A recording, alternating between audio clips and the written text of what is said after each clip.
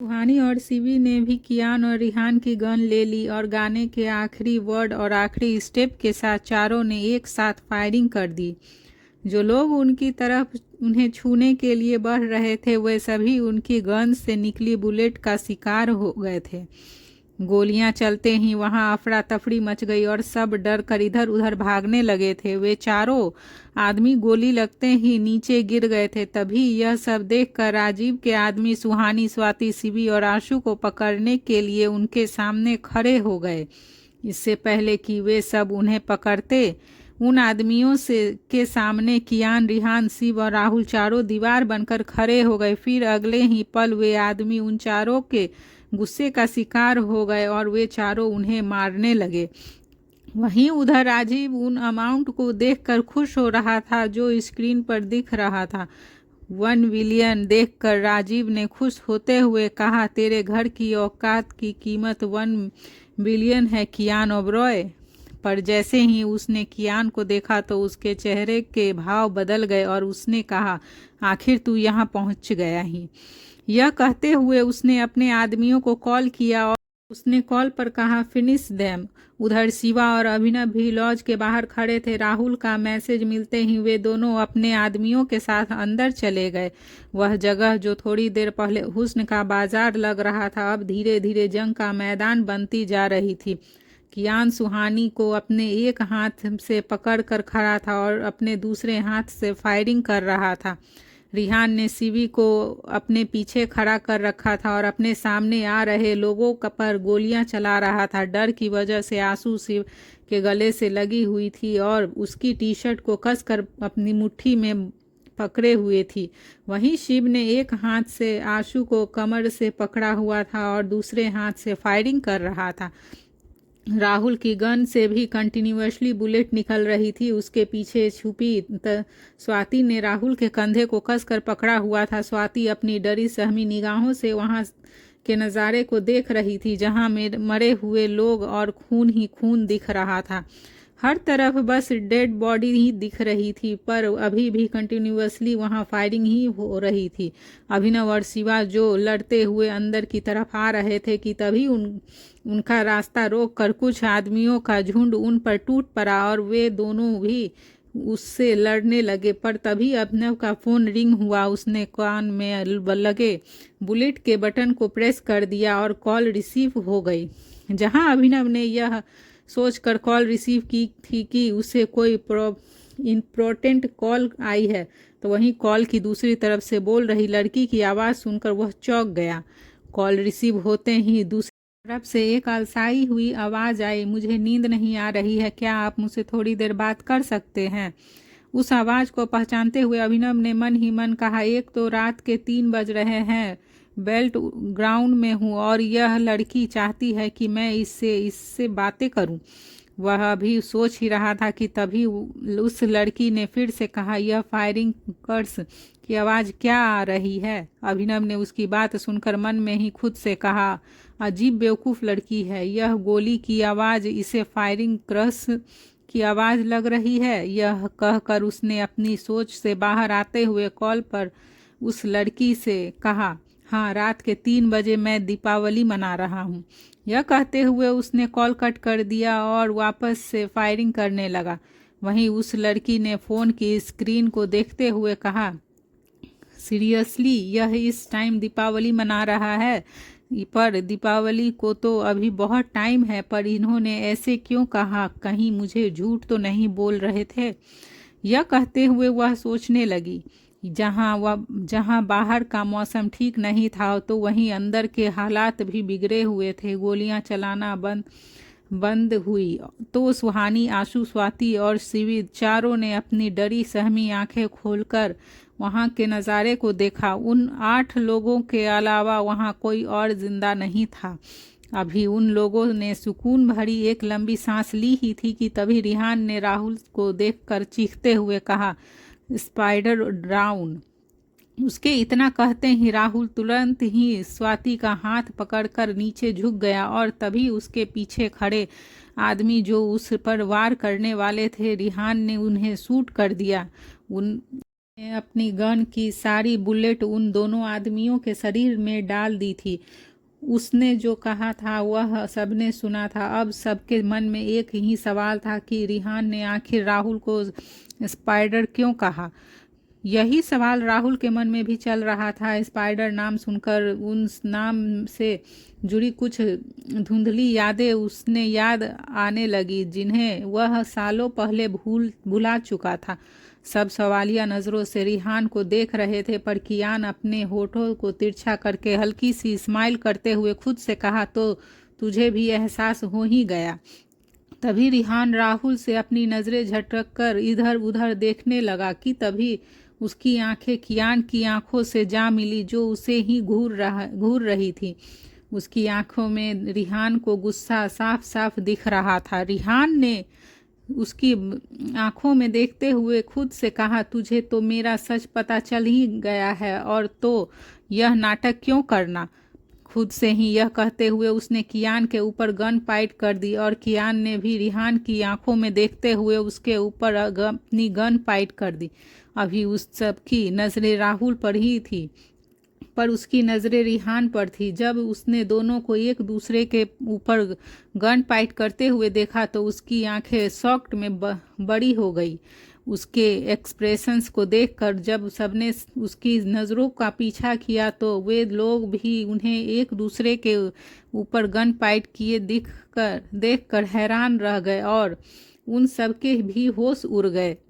वे सब भी कियान को देखते तो कभी रिहान को, तो वहीं वे दोनों गुस्से में अपनी लाल आंखों से एक दूसरे को घूर रहे थे। फ्लैशबैक 20 साल पहले। एक शख्स ने कायरब ओबरॉय के गले लगते हुए उससे कहा, आंखें तरस गई थी तुझे देखने के लिए, कितने सालों बाद देख रहा हूँ तुझे मैं। तभी कायरब ने उस शख्स की बात का जवाब देते हुए कहा, तू ही तो गया था इंडिया छोड़कर, और साथ में मुझे भी छोड़कर चला गया था। तुझे अपने दोस्त की याद नहीं आती थी क्या। उसकी बात पर रविंद्र सिंह राठौड़, जो कि कायरब ओबरॉय के बचपन के दोस्त थे, उन्होंने कहा, तेरी याद ही तो वापस इंडिया ले आई है मुझे। रविंद्र की बात पर कायरब ने खुश होते हुए कहा, क्या तू सच कह रहा है। तू सच में इंडिया में वापस शिफ्ट हो रहा है। यह सुनकर रविंद्र ने हंसते हुए कहा, हाँ यार, विदेश में चाहे कितनी भी अच्छी लाइफ क्यों न जी लो, पर अपने देश की बात ही अलग होती है। यहाँ एक अपनापन है जो विदेश में नहीं है। उसकी बात पर कायरब ने हामी भरते हुए कहा, हाँ यह बात तो तुझने सही कही। अच्छा, भाभी कहाँ है। क्या तू भाभी को नहीं लाया साथ में। उसकी बात पर रविंद्र ने कहा, नहीं यार, अनुराधा और मेरा छोटा बेटा अभी यूएसए में ही है। पहले यहाँ सब बिल्ड अप कर लूँ, फिर उनके बाद में उन्हें भी ले आऊँगा। उनके यह कहते ही कायरब ने कहा, अच्छा तो तू सिर्फ यहाँ अपने बड़े बेटे को लेकर आया है, कहाँ है वह, उसे यहाँ लेकर क्यों नहीं आया। उसका सवाल सुनकर एक 8 साल का बच्चा जो अब तक रविंद्र जी के पीछे छुपा था, वह उसके पीछे से निकलकर आगे की तरफ आया और अपनी छोटी छोटी चमकती आंखों से उन्हें देखने लगा। अपने बेटे को देखते हुए रविंद्र ने कहा, रिहान बेटा, यह आपके अंकल हैं, हेलो कहो अंकल से। अपने पापा की बात मानते हुए रिहान ने धीरे से कायरब की तरफ देखते हुए कहा, हेलो अंकल। यह सुनकर कायरब मुस्कुराते हुए रिहान को देखने लगे, फिर उन्होंने उसे देखते हुए ही कहा, यह तो बिल्कुल मेरे बेटे कियान जैसा है, एकदम शांत और मिस्टीरियस। यह कहते हुए वह सोफे पर बैठ गए। तभी रविंद्र भी उसके सामने बैठते हुए बोले, क्या वह अभी भी उस सदमे से बाहर नहीं निकला है। उसकी बात पर कायरब ने एक लंबी सांस लेते हुए कहा, मेघना के जाने के बाद तो कियान जैसे हंसना ही भूल गया था, पर जब से शिव आया है तब से वह थोड़ा खुश रहने लगा है। उसके यह कहने के अगले ही पल ही कियान वहां आ गया। उसने एक नज़र अपने डैड और रविंद्र जी को देखा, फिर अंत में उसकी नज़रें रिहान पर जाकर रुक गई, और फिर दोनों ही एक दूसरे को देखने लगे। तभी कायरब ने उसे देखते हुए कहा, कियान जाओ रिहान की रिहान को अपना रूम दिखाओ। उसकी बात सुनकर कियान बिना कुछ बोले जाने लगा। रिहान भी उसके पीछे पीछे जाने लगा। कियान को देखकर रिहान का सारा ध्यान उस पर ही था, तो वहीं कियान का ध्यान दोनों बड़े लोगों की बातों पर था। रविंद्र ने कियान को देखकर हंसते हुए कहा, क्या यार, क्या क्या सोचा था हमने कि इस दोस्ती को रिश्तेदारी में बदलेंगे, पर देखो हम दोनों के पास दोनों बेटे ही हैं। यह कहते हुए वह मुस्कुरा रहे थे, पर उसकी बातों में निराशा थी। तभी कायरव ने उसकी बात पर स्माइल करते हुए कहा, देखते हैं 6 महीने बाद यह दोस्ती रिश्तेदारी में बदलती है या नहीं।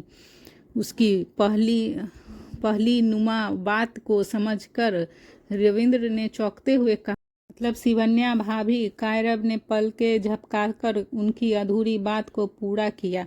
उधर कियान यह सब सुनते हुए रिहान के साथ अपने रूम में आ गया था। तभी रिहान ने टेबल पर रखे फोटो फ्रेम को देखते हुए कहा, क्या यह तुम्हारा भाई है? कियान ने कहा, हाँ। तभी रिहान ने उसकी बात पर कहा, मेरा भी एक छोटा भाई है और मैं उससे स्पाइडर बुलाता हूँ।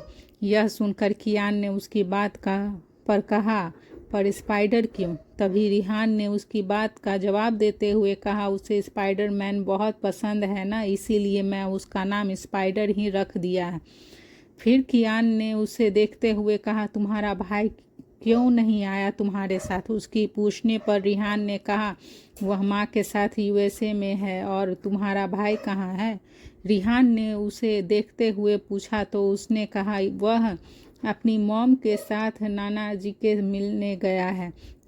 जहाँ रूम के अंदर दोनों बातें करते थे, तो वहीं बाहर हॉल में रविंद्र जी ने कायरव को अपने यहाँ बिजनेस शुरू करने के बारे में बातें बताते हुए कहा, मैं एक ऐसी कंपनी बिल्ड करना चाहता हूँ जिसके सारे प्रोडक्ट ऑर्गेनिक होंगे। कायरव ने उसकी बात पर कहा, आइडिया तो बहुत अच्छा है, तो कब से शुरू कर रहा है यह प्रोजेक्ट? उसके पूछने पर रविंद्र ने कहा, पहले तो पापा की उस पुरानी हवेली को रेनोवेट करवाना है, उसके बाद ही करूँगा। यह सुनकर कायरव ने उन्हें सवालिया नज़रों से देखते हुए कहा, तू रुका कहाँ है? उसके पूछने पर रविंद्र ने कहा, फिलहाल तो होटल में रुका हूँ। उसकी बात सुनकर कायरव ने नाराज़गी जताते हुए कहा, यहाँ मैं नहीं हूँ क्या जो तू होटल में रुका है? अब मैं कुछ नहीं सुनूंगा तेरे, अब से तू और रिहान यहीं रहोगे। उसकी बात को बीच में काटते हुए रविंद्र ने कहा, पर यार 1 हफ्ते बाद वापस मुझे यूएसए जाना है। यह सुनकर कायरव ने कहा, हाँ तो चले जाना, पर तब तक तू यहीं रहेगा। रविंद्र उसके इस तरह जिद करने से उसकी बात मानकर मेंशन में ही रुकने को तैयार हो गए थे। 1 हफ्ते होने को आया था। इस बीच कियान और रिहान दोनों एक दूसरे को अच्छे से जानने लगे थे। वे दोनों ही अब साथ में वीडियो गेम खेलते थे। दोनों को ही एक दूसरे के साथ टाइम स्पेंड करना अच्छा लगता था, पर दोस्ती दोनों की अभी तक नहीं हुई थी। वे दोनों ही रूम में बैठे पजल सॉल्व कर रहे थे कि तभी रिहान ने कियान से कहा, क्या तुम्हारा कोई दोस्त है? उसके पूछने पर कियान ने कहा, नहीं। उसकी बात पर रिहान ने कहा, मेरा भी नहीं है। यह कहते हुए वह उदास हो गया था। उसके चेहरे पर उदासी देखकर कियान ने अपना एक हाथ आगे बढ़ाते हुए कहा, मुझसे दोस्ती करोगे? यह सुनकर रिहान के होठों पर एक बड़ी सी स्माइल आ गई। फिर अगले ही पल उसने उदास होते हुए कहा, पर कल तो मैं चला जाऊंगा। मेरे जाने के बाद तुमने किसी और से दोस्ती कर ली तो? उसकी बात पर कियान ने कहा, तुम्हारी मेरी दोस्त रहोगे, मैं किसी और से दोस्ती नहीं करूंगा। यह सुनकर रिहान ने भी स्माइल करते हुए कहा, मेरे भी दोस्त तुम ही रहोगे, मैं भी किसी और से दोस्ती नहीं करूंगा, प्रॉमिस। यह कहते हुए दोनों मुस्कुरा रहे थे। फिर दोनों एक दूसरे के गले लग गए। Flashback and.